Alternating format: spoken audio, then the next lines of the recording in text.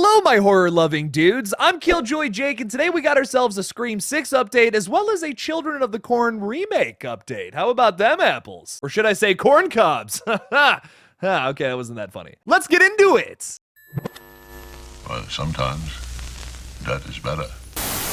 I wanted to talk about the Children of the Corn remake today and kind of compare it to Firestarter. Like, that's what I was thinking yesterday. Like, after my stream, I'm like, I definitely want to talk about this. The trailer just came out yesterday. There's been a lot of news on it. So many production issues with this one, too. I was gonna basically kind of crap on it in this video, but I've kind of done a total 180 on this film entirely. After doing some research on the film, I found out the director is Kurt Wimmer, who has done some incredibly underrated and unfortunately critically panned films. Equilibrium from 2002 is super underrated in my opinion. I saw this one at a young age. I have yet to rewatch it, so maybe it sucks, but as a kid, I loved this movie. And he also made one of my all-time favorite movies when I was a child. Want to make this very specific. I was a child when I thought this. Ultraviolet. Listen, young Jake was feeling some things when he saw Mila Jovovich with that big sword. That's all I'm gonna say. That sounded really gross coming out. Wow. Oh my god, I can't put that in the video. That's so funny. Your boy likes a powerful woman. That's all I'm gonna say. Learning that about this guy really makes me want to root for this film. I really want it to be good now, I'm gonna be honest, even though the trailer looks a little cheesy in my mind. But like, is that such a bad thing? The original movie is super cheesy too, in my opinion, and a lot of those sequels as well, at least the ones that I've seen. The opening to the original Children of the Corn is pretty scary. I mean, it's all the kids in the town killing the adults. Okay, you know, pretty solid opening scene, I'll give it that. But after that, kind of turns into a big cheese fest. That's not a bad thing though, in my opinion. I mean, I'm cracking up throughout the runtime of this movie. When Malachi is running around the town and he's screaming, "Outlander!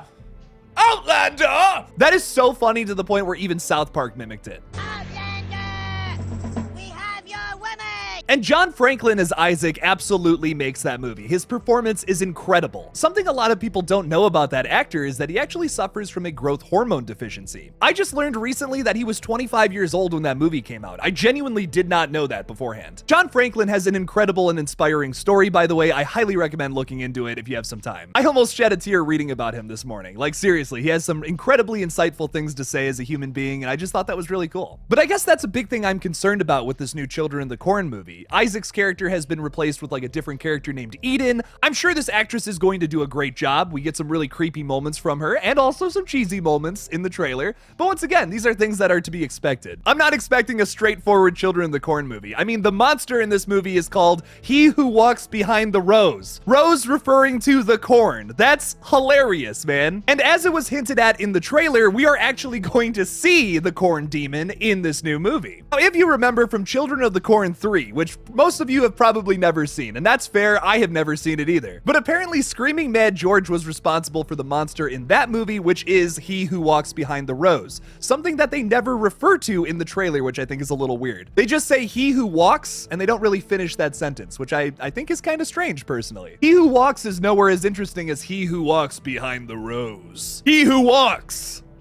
And it just doesn't have the same effect. Regardless, though, I am excited to see what they've done in this film opposed to Screaming Mad George's version of the monster. I have to watch that sequel now. I had no idea he had any involvement with that. Like, it is a top priority for me to check this out. If you have no idea who Screaming Mad George is, watch the movie Society and all of those questions will be answered. The shunting is maybe one of my all-time favorite sequences in horror history. But anywho, the new Children of the Corn comes out in theaters for a little limited 18-day run starting on March 3rd from Shudder. It'll probably go to Shudder sometime after its theatrical run, so you'll probably be able to see it in like April on that streaming service is my guess. Your boy's gonna check it out in theaters though, and I'll probably have a review that weekend. All right, but now getting into a Scream 6 update, because I got two big things to tell y'all about. We got this brand new picture here of Mr. Ghostface running through a screen at what I can only assume is the shrine of Ghostface we saw in the trailer. Talking about Ghostface's new design, director Matt Bettinelli-Olpin says costuming plays very heavily into Scream 6 in so many ways. Costume designer Avery Plews, who we worked with previously, she took the challenge of the costumes in this and exceeded expectations. There isn't a costume in the movie that isn't fully thought out, and it's kind of fun. Chad Villella, one of the other Radio Silence members, adds, a lot of the fun of Ghostface is that it could be anybody and it could be anything. That accessibility really makes it interesting. And then, obviously, without giving any spoilers away, the way we use it in the movie is also a story point throughout and kind of propels the story forward a little bit. Many Scream fans, including myself, have been been wondering what the significance of the cracked mask is. Is it just an aesthetic purpose, like just to do something different with the Ghostface mask, which has been the same in just about every movie? Actually, yes, in every single movie, to correct what I just said. Surprisingly, Scream 4 was actually supposed to feature a bunch of different masks, but it was just an idea that unfortunately got cut from that film. I have always wanted to see a different kind of Ghostface mask enter the playing field here, and I'm really glad to finally see that in Scream 6 here. Y'all should check out our take on Devil Ghostface in Red Right Hand if you haven't seen that yet. Chad also says that it plays into the overall story, and it is significant, so it's much more than just an aesthetic purpose, which I think is really interesting and creative. Very similar to Michael Myers' mask in both Halloween Ends and Halloween Kills, it will place some sort of significance in the overall storyline, which makes me happy. I like that these guys aren't just looking at Halloween and being like, ooh, cool, different mask, and then just doing that for Ghostface. You know, they're also adding some kind of plot significance here with it, which makes me happy. Because trust me, I am very excited to see a different mask here, but I wouldn't want it to just be like randomly, oh, you know, Ghostface decided to make their mask look like this time around. The big point I think that they're trying to make with Ghostface this time around is, yes, whoever this is behind the mask is trying to do something a little different. I actually believe what they're saying in these trailers for this new Ghostface, opposed to some other big studio films that either show you way too much or just lie to you about what the film overall is gonna be about. Halloween Ends!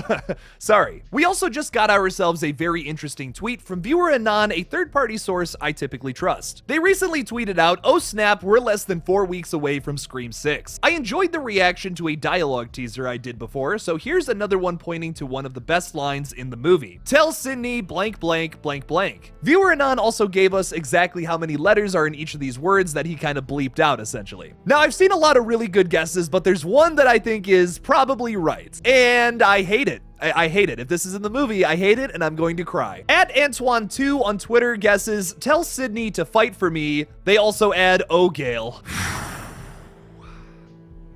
Yeah. That's heavy, dog. That's real heavy. Here's my thing about that. If that is true, if that is going to be a line in this movie, I can't see anybody else saying that besides Gale. Maybe Kirby, like a big maybe there, but this is definitely a Gale line if I've ever heard one before. Viewer Anon is also saying that this is one of the best lines in the whole movie, and if this is Gale's final words, that would make that one of the best lines in the movie for sure.